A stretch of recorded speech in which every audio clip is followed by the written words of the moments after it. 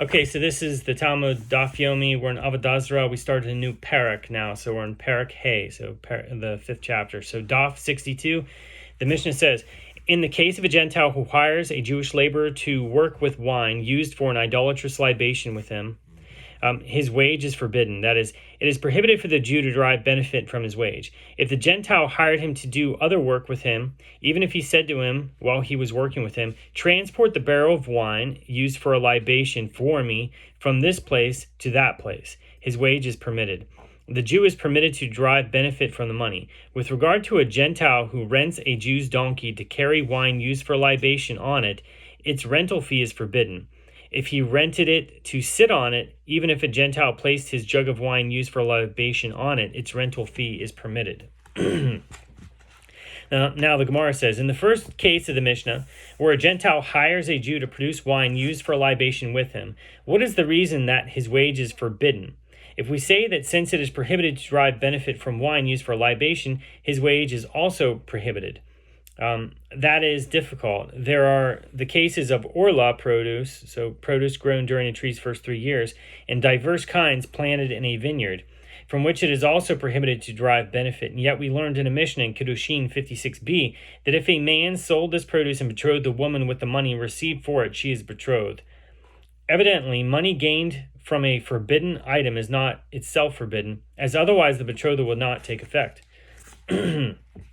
Rather, perhaps the reason that the wage is forbidden is since the wine used for libation transfers to the money its status as an object of idol worship. The Gemara challenges, but there is the halacha of sabbatical year produce, which transfers its sanctity to the money with which it is redeemed, and yet we learned in a Mishnah, Shavit 8:4, with regard to one who says to his laborer during the sabbatical year, here is this dinar, I give it to you, gather for me vegetables for its value today. His wage is forbidden. That is, the sanctity of the sabbatical year produce is transferred to the wage, since it is as though he has purchased sabbatical year produce in exchange for the dinar. But if the employer says to him, gather for me vegetables today, without mentioning that it is for the value of the dinar, his wage is permitted, as he merely paid him for his labor. This should apply as well to the case of the wine used for libation. So Rabbi Abahu says that Rabbi Yochanan says, this is a penalty that the sages imposed upon donkey drivers and with regard to wine used for libation. So the Gemara explains, with regard to wine used for libation, the penalty is, as we said, that the wage of one who is hired to work in the production of wine used for libation is forbidden. With regard to donkey drivers, what is this penalty? The penalty is as it is taught in Braita with regard to the donkey drivers who are working in the transportation of sabbatical year produce. Their wage is sabbatical year produce. So the Gemara asks, what does it mean when it says that their wage is sabbatical year produce? If we say that we give them their wage for their work from sabbatical year produce, the employer consequently is paying his debt from sabbatical year produce, and this violates that which the Torah states, quote, and the sabbatical produce of the land shall be for food for you. Leviticus 25, verse 6, indicating that this produce is designated for food, not for commerce. And if it means that their wage is sacred with the sanctity of the sabbatical year produce, is that wage in fact sacred? But isn't it taught in a Mishnah that with regard to one who says to a laborer, here is this dinar, I give it to you, and gather for me vegetables today, his wage is permitted.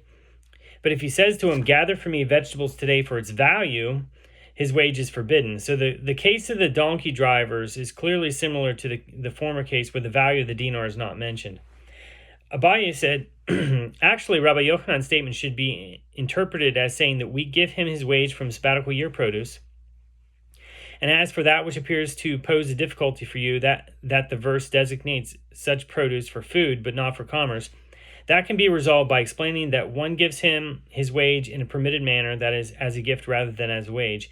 This is, as we learned in a Mishnah, Ma'aser Sheni 3:1, that a person should not say to another, quote, bring this produce designated for second tithe to Jerusalem for me in exchange for a share of the produce of which you may partake in Jerusalem. This is considered payment and is tantamount to conducting commerce with the tithe. But he may say to him, bring it to Jerusalem and eat it and drink it in Jerusalem, as long as he does not specify that it is payment, and once in Jerusalem they may give one another unrequited gifts. So this indicates that what may be given as payment may be given as a gift, and therefore the donkey drivers may be compensated with sabbatical year produce. And Rava says, actually, Rabbi Yochanan means that the produce with which the drivers are paid is sacred in the sanctity of the sabbatical year produce, and as for that which poses a difficulty for you with regard to the halach of the laborer cited in the Mishnah, which states that his wage is not sacred, but that difficulty can be resolved as follows. There is a distinction between a laborer whose wage is not great, and therefore the sages did not penalize him by decreeing that his wage is sacred, and donkey drivers whose wages are great, and therefore the sages penalize them. And with regard to the Mishnah, that deems forbidden even the laborer's wage in the case of one who produces wine designated for libation. The stringency of wine used for libation is different and is treated more stringently than sabbatical year produce. A dilemma was raised before the sages. If a Gentile hired a Jew to work with him in the production of nondescript wine of Gentiles, that is, wine that was not used for libation, what is the halacha? Do we say that since the prohibition of deriving benefit from nondescript wine of Gentiles is as stringent as the prohibition of deriving benefit from wine used for libation, his wage is also forbidden? Or perhaps should it be reasoned that since the halacha with regard to its capacity for imparting ritual impurity to one who comes into contact with its more lenient, to one who comes into contact with it is more lenient than the halacha with regard to wine used for libation, the halacha with regard to its wage is also more lenient. So Tashma, come and hear a resolution. It is related that there was a certain man who rented out his ship for transporting nondescript wine of Gentiles, and the Gentiles gave him wheat in payment. He came before Rav Chisda to determine the status of the wheat. So Rav Chisda said to him, go burn it, and burn it in a graveyard. Evidently, payment for working with nondescript wine of Gentiles is forbidden. The Gemara raised an objection to the method of eradication of the wheat in Rav Chisda's ruling. But let him say to the ship owner, scatter it. The Gemara responds, if he scatters it, people might be caused a mishap by it if they find kernels of the scattered wheat and gather them for eating. So the Gemara challenges, but then let him burn it and scatter it. Why should it be buried? And the Gemara answers, perhaps people will fertilize their fields with it. The Gemara challenges, but let him bury the wheat in its unadulterated form. Didn't we learn in a Braita with regard to the instruments used for imposing capital punishment, the stone with which a condemned person is stoned, and the tree on which his corpse is hung after his execution, and the sword with which he is killed, and the scarf with which he is strangled, all of them are buried together with him, as it is prohibited to derive benefit from them. So the Braita does not require that they be burned before they are buried.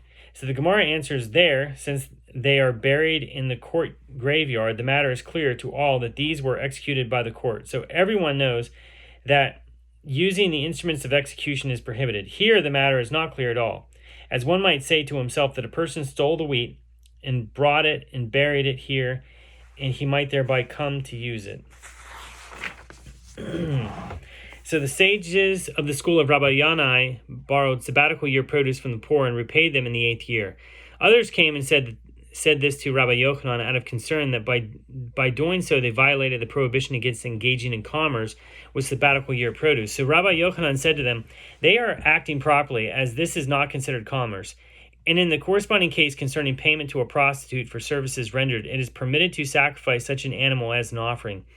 Although the Torah prohibits the sacrifice of an animal used as a prostitute's payment, Deuteronomy 23:19, in a case similar to this one, it is permitted, as it is taught in a Braita, if the man gave the prostitute payment but did not engage in intercourse with her, or if he engaged in intercourse with her but did not give her payment, it is permitted for her payment to serve as an offering. So the Gemara discusses difficulties with the wording of the Braita. If he gave her payment but did not engage in intercourse with her, isn't it obvious that it is permitted? Since he did not engage in intercourse with her, it is merely a gift that he has given her, and there is no reason for it to be forbidden. Why does the Braita need to state this? And furthermore, with regard to the case in the Braita where he engaged in intercourse with her but did not give her payment, he did not give her anything, and since he did not give her payment, what is the meaning of the statement that her payment is permitted? So the Gemara answers, rather, this is what the Braita is saying.